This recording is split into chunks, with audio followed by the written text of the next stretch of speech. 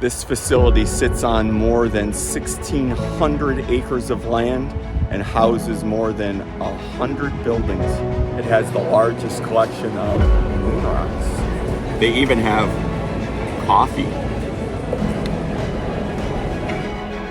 Welcome to Space Center Houston.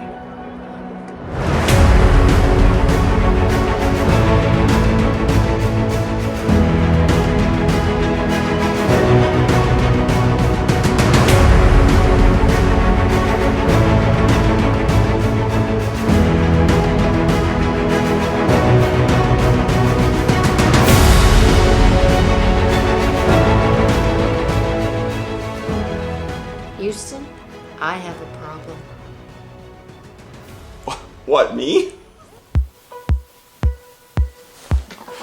I look up to the sky to remind me. When we first arrived at Space Center Houston, we were greeted by a very helpful employee that informed us we should get in the virtual queues for the 2 tours that are free with your admission. And we did that. We signed up for both tours, one before the Apollo Center and one after.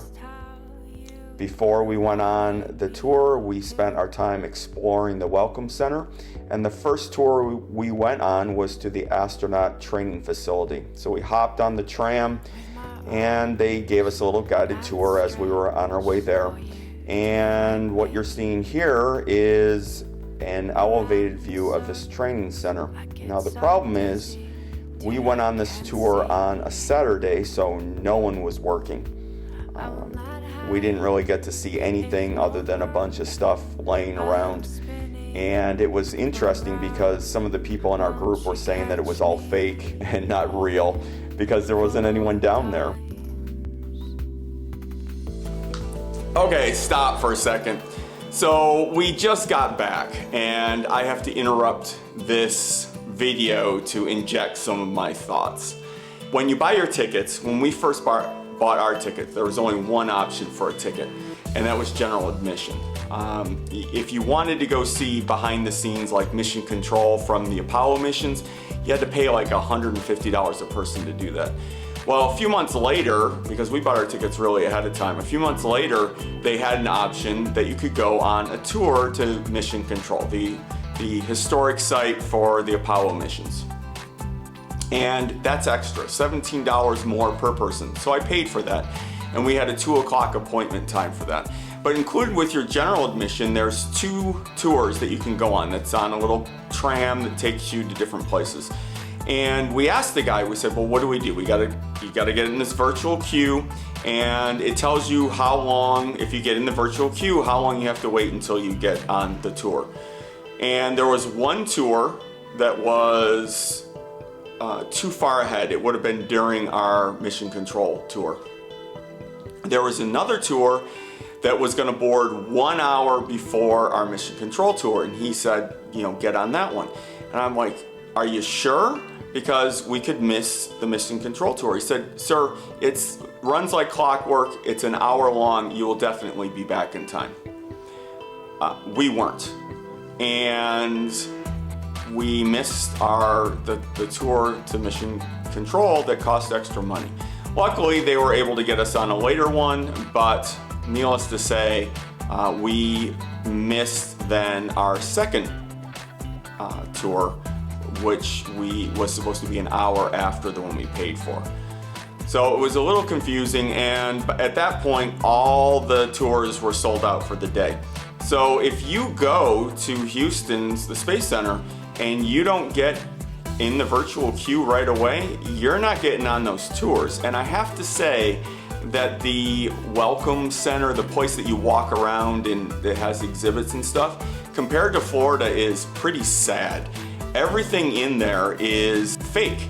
So if anything like an engine or a capsule or whatever, even the space shuttle they have on top of the 747, it's all replicas. Nothing is real. There was only 3 things, now I could be wrong, but there were only 3 things that I found in this entire the entire time I was there that were actual real items. There was a booster for the Falcon 9 rocket that Elon Musk is letting NASA borrow. That was real. There was a capsule from one of the Apollo missions, I believe, and there was a Saturn V rocket.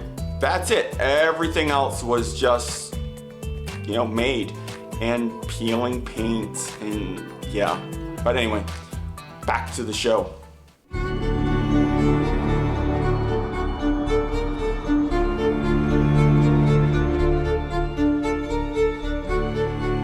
Historic Mission Control tour started just like the other one did, with a little tram ride, which was about the same distance.